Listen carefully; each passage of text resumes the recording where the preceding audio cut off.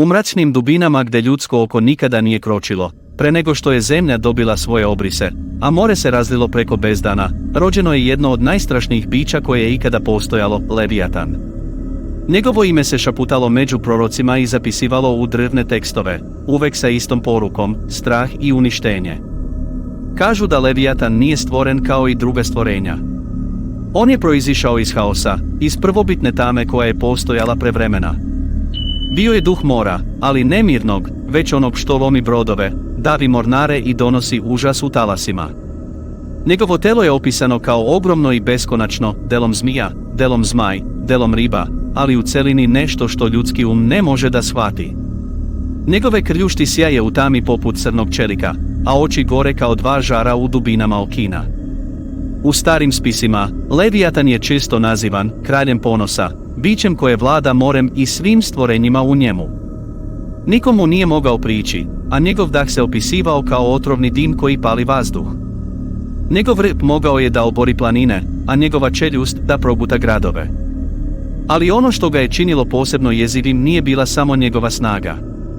Bio je oličenje haosa i zla, stvoren da iskušava ljude i donosi propast.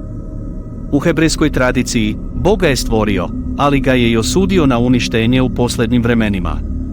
Samo jedno biće takve sile moglo je da bude poraženo tek na kraju vremena, kada bi došlo do konačnog obračuna između svetla i tame. Levijatan nije bio obična neman, niti stvorenje koje se moglo shvatiti ljudskim razumom. U starim spisima i proročanstvima opisivan je kao kralj mora, gospodar svih dubina, biće čiji dah pali nebo, a čiji rep može izazvati potop. Njegove krljušti bile su tvrđe od najčvršće kamena, neprobojne za koplja i mačeve. Oči su mu svetlele u tami kao dva goruća uglja, a iz usta su kuljala vatrena para, sposobna da proguta čitave flote u trenu. U hebrejskim predanjima, Levijatan je stvoren zajedno sa Behemotom i Zizom, trojicom gigantskih bića koje je sam Bog oblikovao da budu simboli moći i haosa. No, Levijatan je bio najopasniji od njih, jer mu nije bilo masta na kopnu niti na nebu, on je vladao okeanima, carstvom koje ni ljudi ni bogovi nisu mogli u potpunosti obuzdati. Kaže se da je u početku postojao muški i ženski Levijatan, ali da je Bog uništio ženku, bojeći se da bi njihovo potomstvo moglo razoriti svet.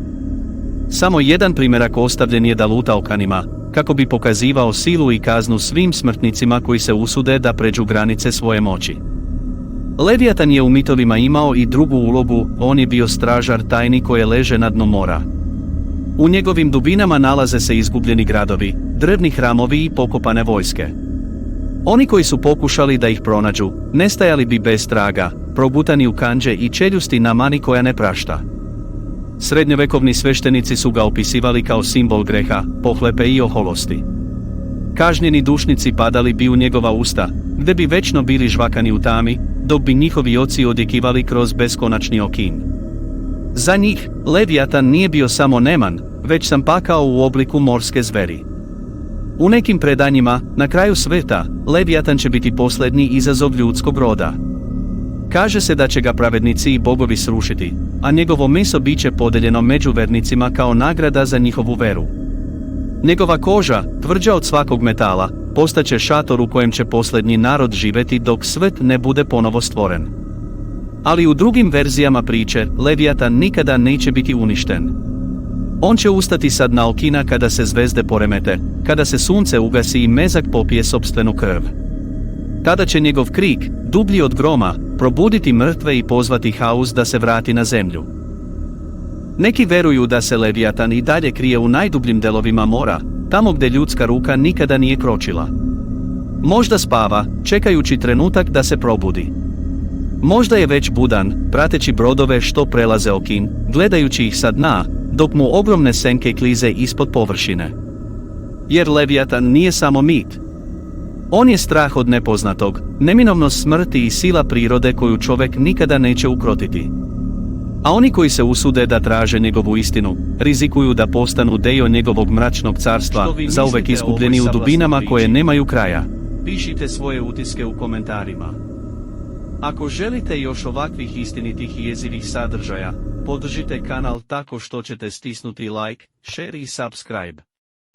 Dobrodošli ste u svet mračnih priča, tamo gdje istina zvuči jezivije od svake fikcije.